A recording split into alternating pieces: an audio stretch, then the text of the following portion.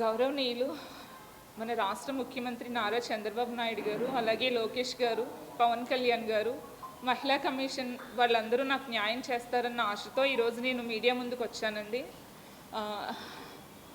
నాకు 2022లో నా భర్తతో వివాహం జరిగిందండి. మమ్మల్ని చాలా మోసం చేసి పెళ్లి చేసుకున్నారండి మా అత్తయ్య గారు. ఇప్పుడు ఏదైతే ఆడియో ఆదిరెడ్డి అప్పారావు గారు మాట్లాడి వైరల్ అవుతుందో, యాక్చువల్గా అసలు నేను ఇక్కడ ఇలా ప్రాణాలతో నించుని మీ అందరికీ నిజం చెప్పడానికే నేను ఇక్కడికి వచ్చానండి. ఎందుకంటే నేను ఇలా ప్రాణాలతో ఉన్నానంటే దానికి కారణం ఆదిరెడ్డి అప్పారావు గారేనండి. ఎందుకంటే మేము చాలా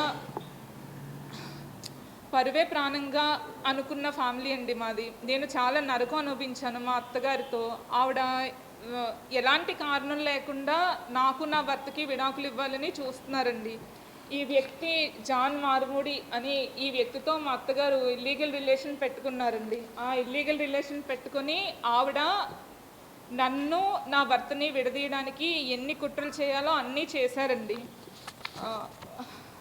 ఇదిగోండి జాన్ అనే వ్యక్తి, నేను ప్రజెంట్ ఏదైతే పాలచెర్ల హౌస్లో ఉంటున్నానో అక్కడికి వచ్చి కరెంటు వైర్లు కత్తిరించి వాటర్ అవన్నీ తీసేసి నన్ను ఎలా అయినా ఇంట్లోంచి పంపించాలని చూస్తున్నారండి.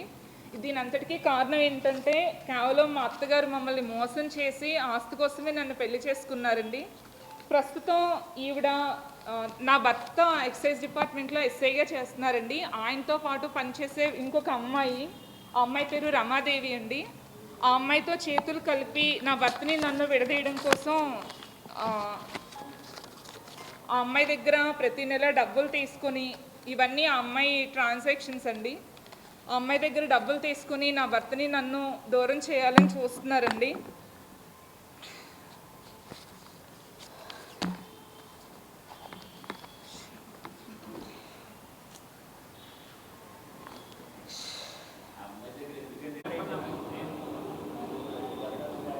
సార్, నాకు 2002లో వివాహం జరిగిందండి. 1 ఇయర్ వరకు నా భర్త నేను చాలా అన్యోన్యంగా ఉన్నామండి.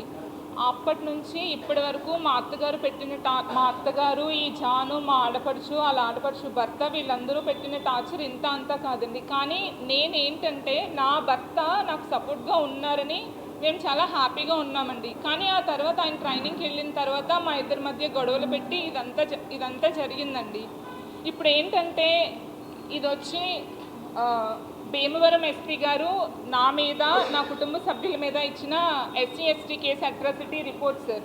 ఎవరైతే ఈ రమాదేవి అనే అమ్మాయి ఉందో ఆ అమ్మాయి దగ్గర మా అత్తగారు ప్రతి నెల లక్షలు అంటే 1 సంవత్సర కాలంలో సుమారు 6 లక్షల వరకు డబ్బులు తీసుకుని తన కొడుకుని, నా భర్తని ఆ అమ్మాయికి ఇచ్చి వివాహం చేస్తానని మాట్లాడి ఇదంతా చేశారు సార్. అసలు ఏం జరిగిందంటే ఆ అమ్మాయి ఎవరు, అసలు ఇదంతా ఎందుకు జరుగుతుందని చెప్పి నేను నా భర్త ఫ్రెండ్కి ఏదైతే వాట్సాప్లో మెసేజ్ పెట్టానో ఈ మెసేజ్ నేను నా భర్తకి ఫోన్పేలో పంపించాను సార్. ఆ ఫోన్పేలో పంపించిన మెసేజ్ అంతా తీసుకెళ్ళి భీమవరం ఎస్పీ గారికి SC/ST కేసు అట్రాసిటీ కట్టమని చెప్పి ఇచ్చారు సార్. అప్పుడు డిపార్ట్మెంటల్ ఎంక్వైరీ జరిగింది సార్ నా భర్త మీద, ఆ అమ్మాయి మీద.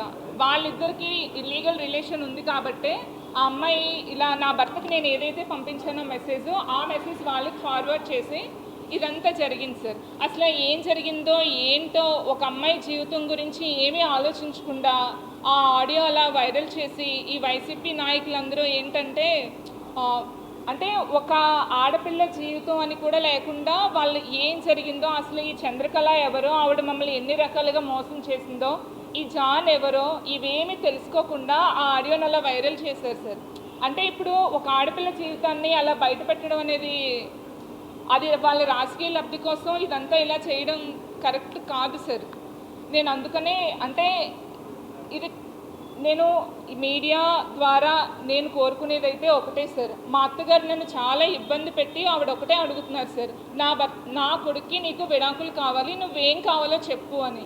నాకు కావాల్సింది ఒకటే సార్, నా భర్త యాండ్రపు గౌరీ శంకర్ సార్. నేను బ్రతికున్నంత కాలం నా భర్తకి భారీగా మాత్రమే ఉంటాను.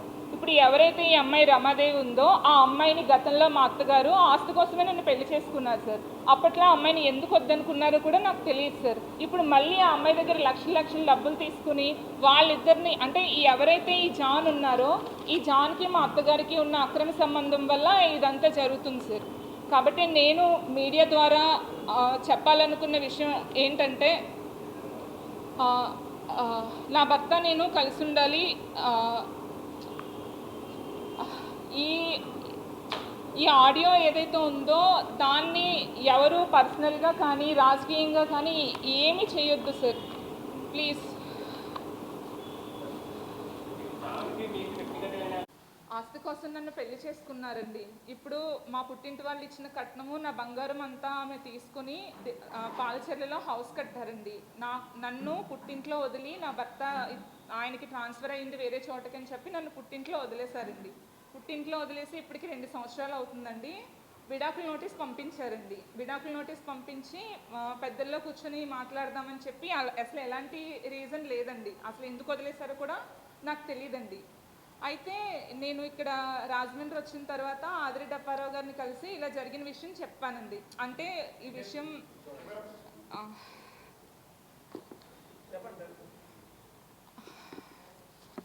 అంటే ఇంతవరకు వచ్చిన తర్వాత నాకు ఎలా చెప్పాలో కూడా తెలియట్లేదండి. అవునండి, అంటే ఆదిరెడ్డి అప్పారావు గారు మా అత్తయ్య గారితో అసలు లేనివన్నీ ఉన్నట్టు క్రియేట్ చేసి టెక్నాలజీని ఉపయోగించి వాళ్ళు అలా క్రియేట్ చేసి మాట్లాడారండి.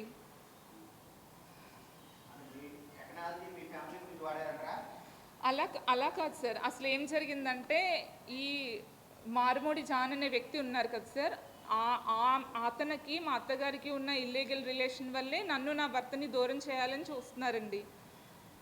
నా భర్త ఎక్సైజ్ డిపార్ట్మెంట్లో ఎస్ఐగా చేస్తున్నారండి. ఆయన వేరొక అమ్మాయి, అంటే ఆ అమ్మాయి పేరు రమాదేవి సార్. ఆ అమ్మాయితో నేను ఫోన్లో కూడా మాట్లాడాను. ఆ అమ్మాయి ఏంటంటే, నేను నీ భర్త ఇద్దరం ఎక్సైజ్ డిపార్ట్మెంట్లో ఎస్ఐగా చేస్తున్నాము, నువ్వు ఇంక ఏమైనా మాకు సంబంధం లేదు, నేను ఇలా కీప్గా అయినా ఉండిపోతాను అన్నట్టు ఆ అమ్మాయి చెప్పి నన్ను చాలా హెరాస్ చేస్తున్నారండి. అంటే నాకు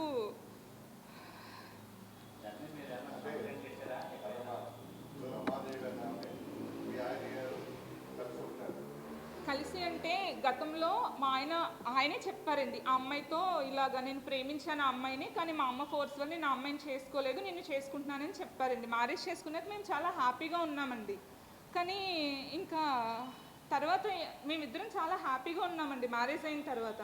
కానీ ఆయన ట్రైనింగ్కి వెళ్ళిన తర్వాత ఈ అమ్మాయితో మళ్ళీ రిలేషన్ కంటిన్యూ చేయడం కోసం నన్ను వదిలించుకోవాలని చూస్తున్నారండి.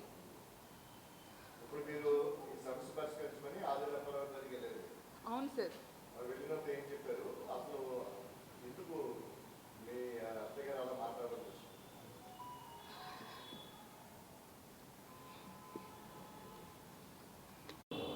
నా పేరు రామకృష్ణ అండి, వీళ్ళ మేనమామనండి. సార్ గౌరవనీయులు చంద్రబాబు నాయుడు గారికి, అలాగే పవన్ కళ్యాణ్ గారికి, లోకేష్ గారికి సార్ మా వెన్నుపోను సార్ అది. మా అగ్గరు అమ్మాయి కానీ చిన్నప్పుడు వీళ్ళ నాన్నగారు చనిపోయారండి. చనిపోతే ఎస్ఐ సంబంధం వచ్చింది కదా, కొన్ని మంచి సంబంధం కదా అలాగని చెప్పి 45 లక్షల కష్టం తర్వాత 30 తొలలు ఎంతో బంగారం పెట్టి గ్రాండ్గా పెళ్లి చేసామండి. 1 సంవత్సరం పాటు బాగానే ఉన్నారండి. ఎవరైతే ఈ జాను అనే అతన్ని మాకు ఎలా చెప్పిందంటే, మా అన్నయ్య అండి, సొంత బ్లడ్ రిలేషన్ అండి అని చెప్పింది. సరే అన్నదమ్ముడు కదా, బాగా చూసుకుంటాడు పిల్లని, వాళ్ళ బాబాయ్ కదా అవుతాడని చెప్పి మేము పిల్లనిచ్చి పెళ్లి చేసామండి. 1 సంవత్సరం పాటు చాలా బాగా చూసుకున్నారండి. తర్వాత ఈ ఎవరైతే జాన్ అనే అతను ఉన్నాడో, వీళ్ళ అత్తగారి ఇద్దరికి రిలేషన్ కొంచెం తేడా వస్తుంది. అంటే అన్నయ్యకి చెల్లికి భార్య భర్తలకి తేడా ఉంటుంది కదా సార్, అలా తేడా వస్తే ఈ అమ్మాయి అడిగింది, ఏంటి కొంచెం ఇలా ఉంది లేని వీళ్ళ ఆయన్ని అడిగితే అదేం లేదు మా మావయ్య అలాగని అన్నారు సార్. కొన్ని రోజులు బాగానే ఉన్నారు సార్. ఈ అమ్మాయిని జాన్ అనే అతను నైట్ 12 గంటలు లేపడం సార్, లేపి శుద్ర పూజలు ఏమి ఉంటాయి కదా సార్ అవి చేయించడం, ఈ అమ్మాయిని అక్కడికి వెళ్ళి కూర్చోబెట్టి మీ నాన్నని మీ మామయ్య ఇద్దరే చంపేశారు అని చెప్పడం సార్. ఆయన ఇలా చేస్తుంటే ఆ విషయం కూడా మాకు ఎప్పుడు చెప్పలేదు సార్. అతను మా అమ్మాయి మాత్రం ఎప్పుడు చెప్పలేదు. సరే బాగానే ఉంటున్నారు కదా అని చెప్పి మేము ఊరుకున్నాం సార్. కొన్ని రోజులు పోయిన తర్వాత ఈ అమ్మాయిని పండగ తీసుకొచ్చి దించేసి వెళ్ళిపోయాడు సార్. ఇలా ఆయన దించి వెళ్ళిపోతే అడిగాం, ఏంటమ్మా ఏంటంటే, ఇలాగ సంవత్సరం నుంచి కలిసి ఉన్నామా, మేము రిలేషన్ గట్టా ఏం లేదు, మా ఆయన ఇలా ఇబ్బంది పెడుతున్నాడు అని చెప్పాడు సార్. సరే అని చెప్పి మేము వీళ్ళ అత్తగారిని అడిగాం సార్, ఏంటి ఇలా చేస్తున్నారు, ఇది తప్పు కదా మా వదిన గారు అని చెప్పంటే ఆవిడ ఏమన్నది, సార్ మేము అలాగే చేస్తాం, మేము పెళ్లి చేసుకున్నాం, ఇప్పుడు వద్దు మాకు, వదిలేస్తాం, మీరు ఏం చేస్తారు, మా ఆయన సీఏగా అయ్యాడు, అతనే ఏం పీకలేకపోయాడు, ఇలాగే మాట్లాడుతుంది సార్ ఆవిడ. అదేంటి వదిన గారు మీ ఆయన గారిని అలా అంటారంటే, అంతే, మీరు ఏం చేస్తారు, మా అబ్బాయి ఎస్ఐ, మేమేమైనా చేస్తాం అని చెప్పి సమాధానం చెప్పింది సార్. సరే చెప్పింది కదని చెప్పి ఈ అమ్మాయిని ఏం చేసామంటే, ఇక్కడ పాలచర్ల ఇల్లు ఉంది సార్, పాలచర్ల ఇంట్లో మేము ఇలా అన్ని అక్కడే దించేసి అక్కడే ఉంచాం సార్. ఈ జాన్ అనే అతను ఒకరోజు పెట్రోల్ కొట్టి కాల్ చేస్తానని, ఒకరోజేమో వేరే గోండాలు ఇచ్చి కొట్టించేస్తానని ఇలా బెదిరిస్తూ వస్తుంటే ఏం చేయాలో తెలియని పరిస్థితిలో ఆదిరెడ్డి అప్పారావు గారి దగ్గరికి వెళ్ళాం సార్ మేము. సార్ ఇలా జరిగిందంటే ఆయన ఏమన్నారంటే, నువ్వేం బాధపడకమ్మా, నేను ఉన్నాను, పైన చంద్రబాబు నాయుడు గారు ఉన్నారు, వీళ్ళందరూ ఉన్నారు, నీకేం అన్యాయం జరగదు, నేను చూసుకుంటానులే అలాగని చెప్పి అలాగ ఉండేవాడు సార్. ఈ జాన్ అనే అతను, తర్వాత ఈ రమాదేవి అన్న అతను రావటం, ఎవరినైనా పంపించడం, కేసు విత్డ్రా చేసుకోకపోతే మీ ఆయన మేము కలిపి నిన్ను ఏమన్నా టార్చర్ చేస్తాం, మేము ఏమన్నా చేయగలం, పోలీస్ బలం మా దగ్గర ఉంది అలాగని చెప్పి మేము 18 మంది ఫ్యామిలీ సార్, 12 మంది ఫ్యామిలీల్లో 12 మందిని ఎస్సీ ఎస్టీ కేసు పెట్టించింది సార్. అక్కడ పెట్టితే అక్కడికి వెళ్ళి ఎస్పీతో ఇవన్నీ చెప్పి, సార్ ఇలా జరిగిందని చెప్తే ఆయన ఒక రిపోర్ట్ ఇచ్చాడు సార్, వీళ్ళు ఇల్లీగల్గా ఉన్నారు, వీళ్ళు తప్పు లేదని చెప్పి మాకు రిపోర్ట్ ఇచ్చారు, అది మేము అక్కడ సబ్మిట్ చేశాం సార్. తర్వాత ఈ జాన్ అనే అతను ఎంత నరకం చూపిస్తున్నాడంటే, ఈ అమ్మాయి బయటకు వస్తే చాలు సార్, నువ్వు కేసు విత్డ్రా చేసుకోకపోతే నేను చంపేస్తాం, మీ మావయ్య మీద ఎస్సీ ఎస్టీ కేసు పెడతాం, అలా భయపిస్తూ ప్రతిసారి భయపించడం అదే సార్. ఎందుకంటే ఆల్రెడీ మేము ఎస్సీ ఎస్టీ కేసు ఫేస్ చేసాం సార్. అక్కడ ఆ భయంతో మీ అమ్మాయిని కూడా మేము ఏం చేయలేకపోయి హోప్లెస్ అయిపోయింది సార్. ఇవన్నీ విషయాలన్నీ మేము అప్పారావు గారు చెప్పాను సార్. అప్పారావు గారు చెప్తే ఒకసారి 2-3 సార్లు చంద్రకళ రామ్మ, ఇది పద్ధతి కాదు, నువ్వు కుటుంబంలో ఉన్నావు కదా, ఇలాంటి పనులు చేయకూడదు రామ్ అంటే, ఆయనకి కూడా నేను రాను, మీరు ఏం చేస్తారో చేసుకోండి, వీళ్ళ ఆయన కూడా నేను రాను, కోర్టులోనే తెచ్చుకుంటాను, మీరు ఏం చేస్తారో చేసుకోండి, ఇలా సమాధానం చెప్తూ ఉన్నాడు సార్. ఎవరైతే ఈ వైరల్ చేశారో ఇది ఎప్పుడో పాత వీడియో సార్, దాన్ని అటు ఇటు మాడిఫై చేసి ఎవరైతే ఈ అండగా ఉన్నారో ఆదిరెడ్డి అప్పారావు గారి మీద ఇన్ని కేసులు చేస్తున్నారు. ఇప్పుడు వైసీపీ వాళ్ళ దగ్గర వాళ్ళకే ఆడపిల్లలు ఉన్నారు కదా సార్, ఈ అమ్మాయి కూడా ఆడపిల్లలే కదా, అంటే తండ్రి లేనంత మాత్రాన్ని ఏదేదో రాసుకొని పోతే ఎంత ఇబ్బంది అవుతుంది సార్. అవి ఏమీ తెలుసుకోకుండా ఆదిరెడ్డి అప్పారావు ఏదైతే మాట్లాడారో అదే చేశారు. కానీ అసలు విషయం ఈ అమ్మాయికి ఎంత అన్యాయం జరిగింది. ఒక సంవత్సరం పెళ్లి చేసుకొని వాడేసుకొని వదిలేస్తారా? ఏం చేయాలి? మాకు బలం ఉంది, మేము ఎస్ఐ రమాదేవి, స్వయంగా నేను రాజమండ్రి ప్రతి ఆదివారం మంగళవారం వస్తాను, నాకు వార్నింగ్ ఇప్పించారు, కేసు విత్డ్రా చేసుకపోతే చంపేస్తాం. ఏం చేయాలి సార్? మేము ఎవరిని ఉండాలి? ఇప్పుడు ఆదిరెడ్డి అప్పారావు మొన్నటి వరకు ఆయన ఉన్నాడు, ఆయన కూడా లేడు. అన్ని కేసులు వాళ్ళే బదించేస్తున్నారు. మేము ఏం చేయాలి? ఎవరిని అడగాలి? వీళ్ళ నాన్నగారు లేరు, వీళ్ళ నాన్నగారు లేనంత మాత్రాన్ని ఇలా చేస్తారా? తండ్రి లేనంత మాత్రాన్ని అంతవరకు చేస్తారా?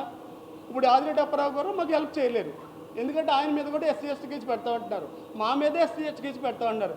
ఎస్సీ అనే పదం వాడితేనే మాకు భయం వేస్తుంది. మేము చిన్న ఫ్యామిలీ సార్. మేము ఈ అమ్మాయి మంచి సంబంధం చేయాలని మా బావగారు ఇంతప్పుడు చనిపోయారు.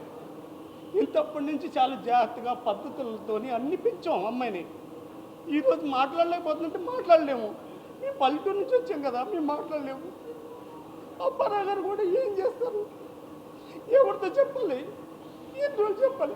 మీ మీడియం ముందు వస్తే మా పరుగు పోతుందంటే రాలేకపోతున్నాం.